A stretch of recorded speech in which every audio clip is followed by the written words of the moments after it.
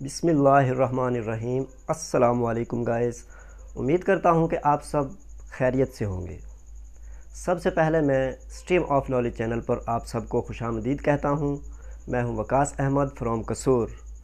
तो गाइस, मैं लाया हूँ स्ट्रीम ऑफ नॉलेज चैनल पर आप सब के लिए एक नए और बेहतर अंदाज में इलेक्ट्रिकल इंजीनियरिंग की एक नई सीरीज़, जिसमें हम lecture by lecture electrical engineering के बारे में पढ़ेंगे। तो इसमें गाइस हमारा सबसे पहला जो लेक्चर है वो है ट्रांसफार्मर का तारुफ। ठीक है, तो आइए देखते हैं ट्रांसफार्मर क्या है। लेक्चर नंबर 1, ट्रांसफार्मर का तारुफ। गाइस, ट्रांसफार्मर क्या है?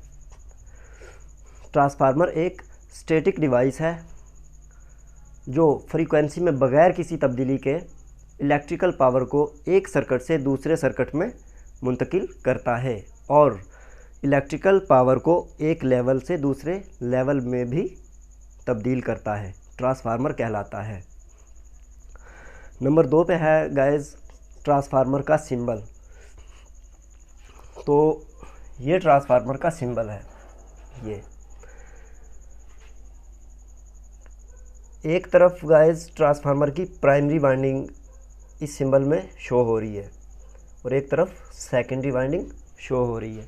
अब हमें ये किस तरह पता चलेगा कि ये हम कौन सी हमारी प्राइमरी वाइंडिंग है और कौन सी साइड पे हमारी सेकेंडरी वाइंडिंग है? तो गाइस, ये जो नंबर ऑफ़ टर्न्स हैं इनसे हमें पता चलता है कि प्राइमरी वाइंडिंग कौन सी है और सेकेंडरी वाइंडिंग कौन सी है। तो हमारी जो ये बाएं साइड पे जो वाइंडिंग है इसके नंबर ऑफ़ टर्न्स ज़्यादा हैं, तो इससे हमें पता चलता है कि ये हमारी प्राइमरी वाइंडिंग है। और इस दाएं तरफ वाली जो वाइंडिंग है इसके नंबर ऑफ़ टर्न्स कम है, तो इससे हमें पता चलेगा कि ये हमारी सेकेंडरी वाइंडिंग है। और गाइस, इन दोनों वाइंडिंग्स के दरमियान में 2 लाइनें हैं, एक बड़ी लाइन है और एक छोटी लाइन है। ये आपको नज़र आ रही हैं दोनों।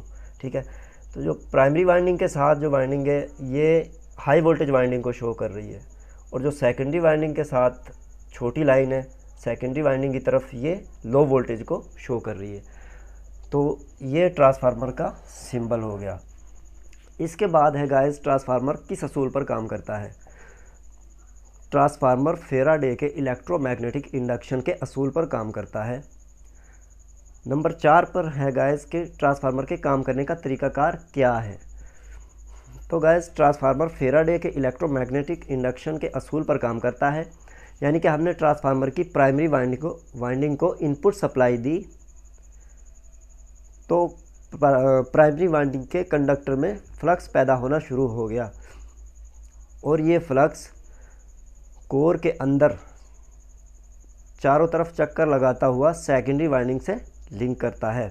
जैसे ही ये फ्लक्स कोर के अंदर चक्कर लगाता हुआ सेकेंडरी वाइंडिंग से लिंक करेगा तो ईएमएफ इंड्यूस्ड हो जाएगी और इसी ईएमएफ को हम वोल्टेज बोलते हैं, जिससे हमें आउटपुट वोल्टेज मिल जाते हैं। तो गाइस, फेराडे का कानून हमें ये बताता है कि जब भी कोई कंडक्टर मकनातीसी फ्लक्स से लिंक करता है तो इसमें ईएमएफ इंड्यूस्ड हो जाती है, जिसे हम वोल्टेज भी बोलते हैं। तो इसके अलावा गाइस, मैंने ट्रांसफार्मर की ऑपरेशनल डायग्राम भी बनाई है, वो मैं आपको समझाता हूँ कि ट्रांसफार्मर डायग्राम के मुताबिक यानी कि ट्रांसफार्मर किस तरीके से काम करता है। आइए देखते हैं गाइस। ये नंबर 1 पे जो है हमारी ट्रांसफार्मर कोर है, ये वाली जो है, और नंबर 2 पे है गाइस हमारी प्राइमरी वाइंडिंग। ठीक है, कोर के यानी कि दोनों साइडों पे ये हमारी प्राइमरी वाइंडिंग है और ये सेकेंडरी वाइंडिंग है। जैसे ही हम प्राइमरी वाइंडिंग को इनपुट सप्लाई देते हैं, यानी कि 11 kVA सप्लाई हम प्राइमरी वाइंडिंग को देते हैं इनपुट में, तो इस वाइंडिंग के अंदर फ्लक्स पैदा होना शुरू हो जाता है, यानी कि वाइंडिंग के कंडक्टर के अंदर। ठीक है, तो ये फ्लक्स प्राइमरी वाइंडिंग से निकलकर कोर के अंदर चारों तरफ चक्कर लगाना शुरू कर देता है।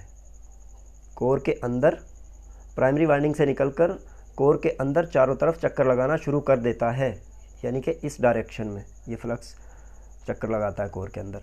जैसे ही ये फ्लक्स प्राइमरी वाइंडिंग से निकलकर सेकेंडरी वाइंडिंग से लिंक करता है, तो यानी कि यहाँ पे आके कट होना शुरू होता है, तो इसी दौरान सेकेंडरी वाइंडिंग में ईएमएफ इंड्यूस्ड हो जाती है, और इसी ईएमएफ को हम आउटपुट वोल्टेज बोलते हैं, जो हमें आउटपुट पर मिलते हैं। ठीक है, तो गाइज़ जो हम इनपुट सप्लाई में प्राइमरी वाइंडिंग को इनपुट में सप्लाई देते हैं, यानी कि जो हम करंट देते हैं इनपुट में, वो हमारी कहलाती है प्राइमरी करंट, और जो हम वोल्टेज देते हैं इनपुट में, वो हमारे प्राइमरी वोल्टेज कहलाते हैं। और जो प्राइमरी वाइंडिंग के टर्न्स की तादाद है, जिन्हें हम नंबर ऑफ़ टर्न्स बोलते हैं, यानी कि इनको हम N1 से ज़ाहिर करेंगे। ठीक है, प्राइमरी वाइंडिंग के टर्न्स की तादाद को N1 से ज़ाहिर करेंगे। और सेकेंडरी वाइंडिंग में जो हमें आउटपुट पर करंट मिलती है, आउटपुट करंट, वो हमारी कहलाएगी सेकेंडरी करंट। ठीक है, और जो हमें सेकेंडरी वाइंडिंग से आउटपुट पर वोल्टेज जो मिलते हैं, यानी कि 11 kVA का 220 वोल्ट मिलेगा जो हमें, वो हमारे कहलाएंगे सेकेंडरी वोल्टेज। और सेकेंडरी वाइंडिंग के जो नंबर ऑफ़ टर्न्स हैं, यानी कि सेकेंडरी वाइंडिंग के टर्न्स की जो तादाद है, उसे हम N2 से ज़ाहिर करेंगे। तो गाइज़ ये एक ट्रांसफार्मर की ऑपरेशनल डायग्राम थी मुख्तसरन। ठीक है, ये था गाइज़ यानी कि एक ट्रांसफार्मर का शॉर्ट सा, यानी कि सादा और मुख्तसर सा तारुफ। उम्मीद करता हूँ कि ये आपको बहुत ही अच्छे से समझ में आया होगा। इंशाल्लाह इस पर मैं बहुत जल्द ट्रांसफार्मर के ऊपर बहुत जल्द एक डिटेल वीडियो बनाने वाला हूँ। मैं बहुत जल्द ही डिटेल वीडियो बना के अपलोड करने वाला हूँ। तो उम्मीद करता हूँ कि गाइज़ हमारा आज का ये लेक्चर आपको बहुत ही अच्छे से समझ में आया होगा। तो इंशाल्लाह फिर मिलेंगे अगली वीडियो में एक नए लेक्चर के साथ। अल्लाह हाफिज़।